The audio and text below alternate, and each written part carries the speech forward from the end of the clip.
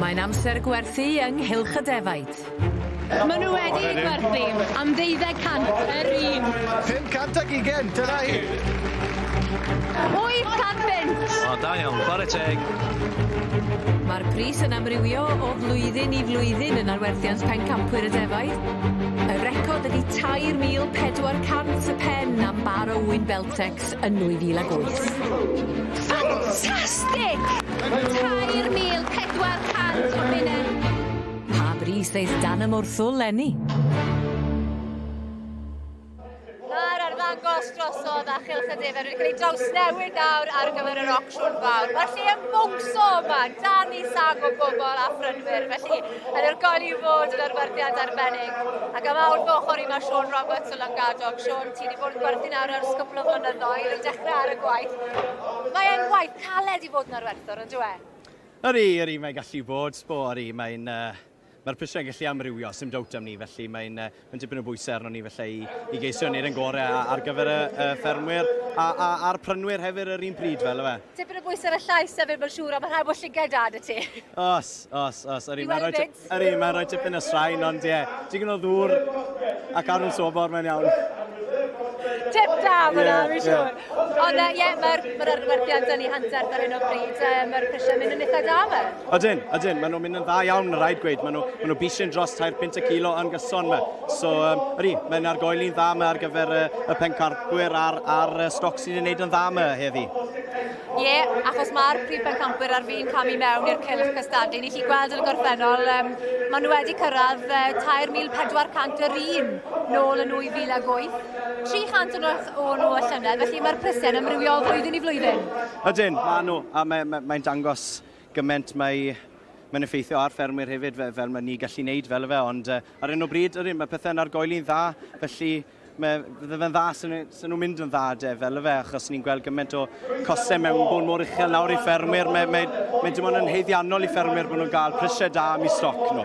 Ac ar ôl yr holl waith caled o ddangos rhain, bwydo, arbrydio, mae e'n bwysig bod chi'n cael y pris teg wedyn yn y farchnad ar ddiwedd y dydd pan chi'n gwerthu nhw.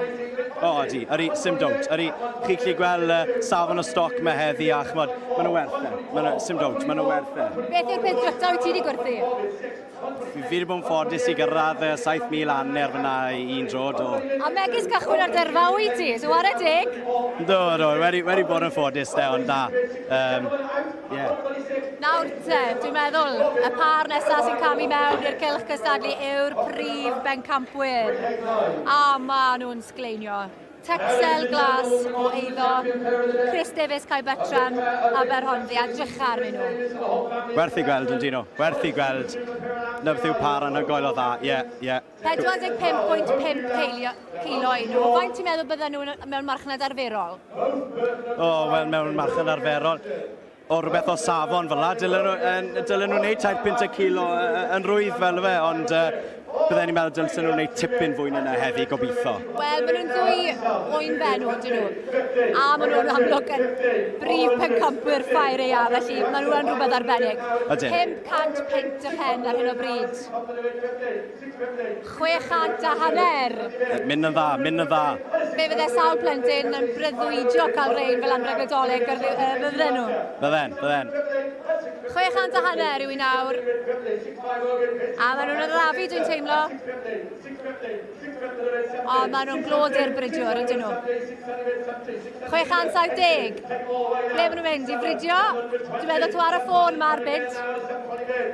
Yr un i'n gweld rhywun ar y ffôn fyna nawr. Sim dal fe, ffindwn ni mas nawr cyn bo hir i weld beth fyddan nhw'n mynd. 720. Yr un, mae'n rhaid cofio hynny.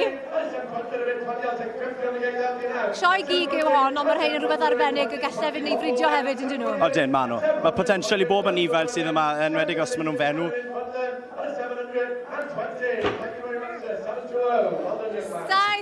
720, a dwi'n meddwl mae falle anreg nadolig yw i blant. Drycha ar wyneb ben, hapus iawn bod wedi cael reina.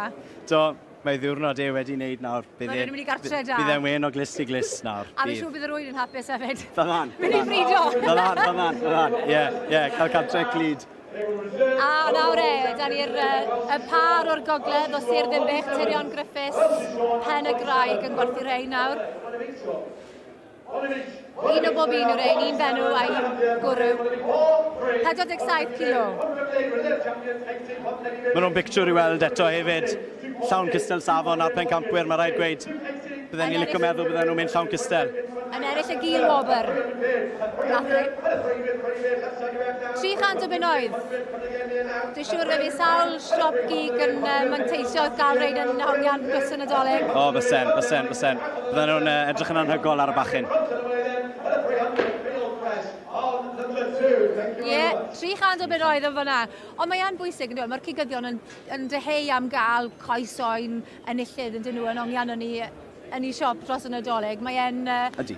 y ffordd o dalu'r cwsmeriaid am ei ffyddlondeb hefyd dros y cyfnod. Ydy, mae'n sicr. Mae'n falchder mawr i fwtwr fel i gael siwt safon yn ei siop nhw, so mae'n ychwanegu ato fe sy'n dwt yn dweud. Wel, Sion, diolch yn fawr iawn ti, pob lwc yn dy yrfa di.